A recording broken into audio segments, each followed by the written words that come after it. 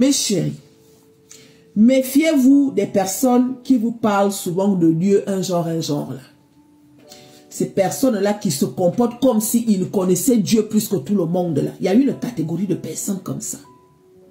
La majorité là, qui ont même des noms un genre. Il y a souvent un genre là.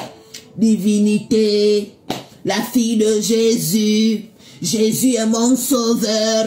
L'Éternel est mon berger. Il faut bien observer. Vous allez voir. Dans leur façon d'être et dans leur façon de faire, vous allez voir et vous allez comprendre que la majorité qui font ça, c'est juste que pour masquer. Ils masquent parce que derrière, ils ne font pas les choses selon la volonté de Dieu. Voilà un monsieur qui était à fond dans une église ou bien à l'église.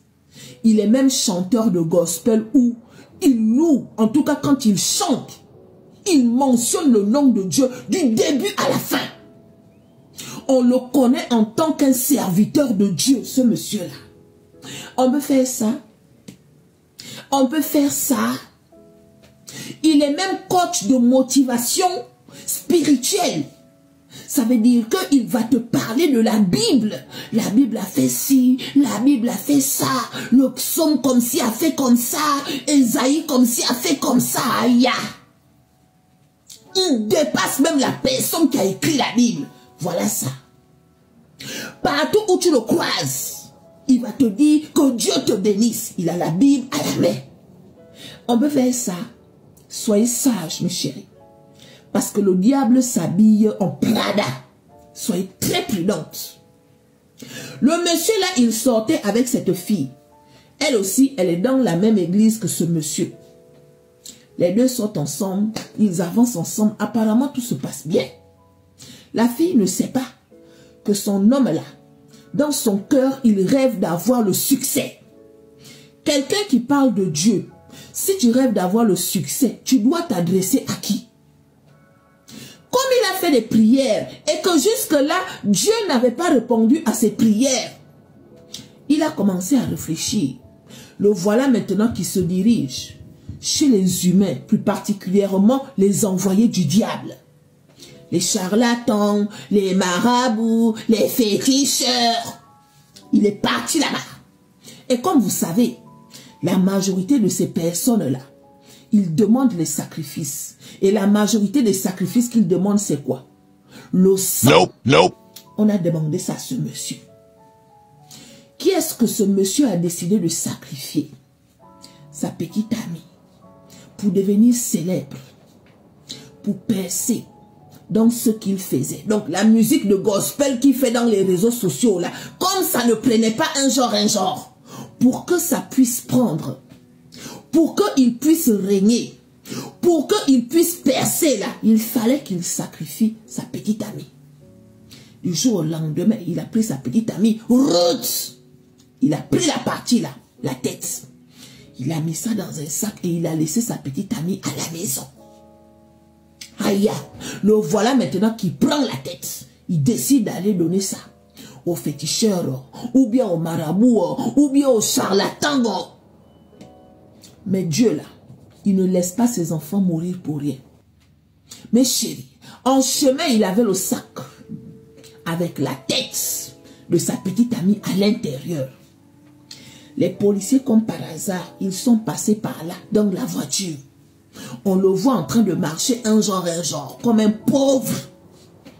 Vous connaissez, non? Les pauvres ont souvent un genre de démarche là. Mais chérie, les pauvres à la recherche du succès là, ceux-là qui ne réfléchissent pas, qui ne peuvent pas se battre, qui ne savent pas que dans la vie, on n'a rien sans rien. Il n'y a aucun bonheur qui va tomber du ciel. Et je vous dis tous les jours que ce n'est pas parce que tu mentionnes le nom de Dieu tous les jours que cela signifie que tu auras. Dans la vie, si tu veux là, il faut te battre. La facilité ne paye pas. Il a choisi la voie facile, celle de rip et d'avoir le succès. Dieu envoie maintenant ses anges, les policiers, qui se mettent devant lui et on lui demande, où est-ce que vous allez? Il dit non, je suis en train d'aller devant là-bas. Ok, qu'est-ce que vous avez dans votre sac? Rien, je suis en train d'aller rendre visite à une personne. Les policiers lui disent, ok, est-ce que tu peux nous montrer ce que tu as dans ton sac?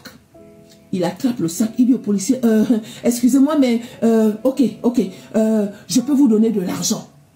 Demandez-moi la somme que vous voulez, je vous promets que je vais vous donner ça. Et là, les policiers ont compris.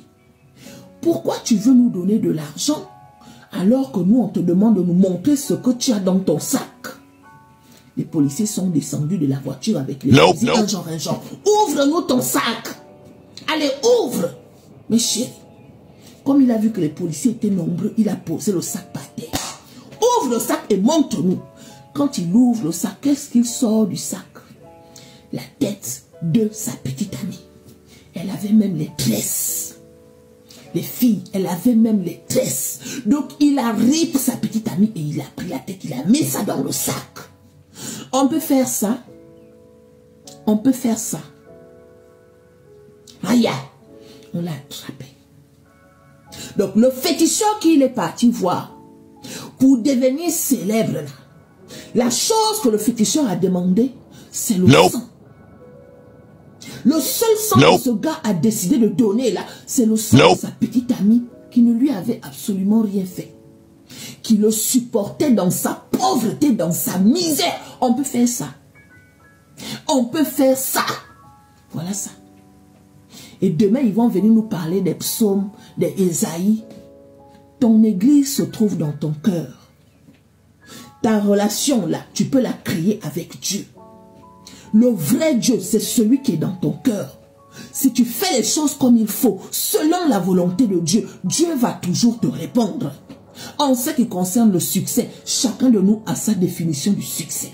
Le vrai succès, ce n'est pas forcément celui où tout le monde parle de toi, non. Si tu as l'essentiel dans la vie, tu as la possibilité d'accompagner tes enfants là où ils doivent partir. Tu as la possibilité de manger à ta faim. Tu es en bonne santé. Ça là, c'est aussi du succès. On peut faire ça. On peut faire ça. Donc la jeune fille que vous voyez là, mes chéris, elle arrive. Et c'est son copain là qui a fini avec elle. Mes condoléances à la famille.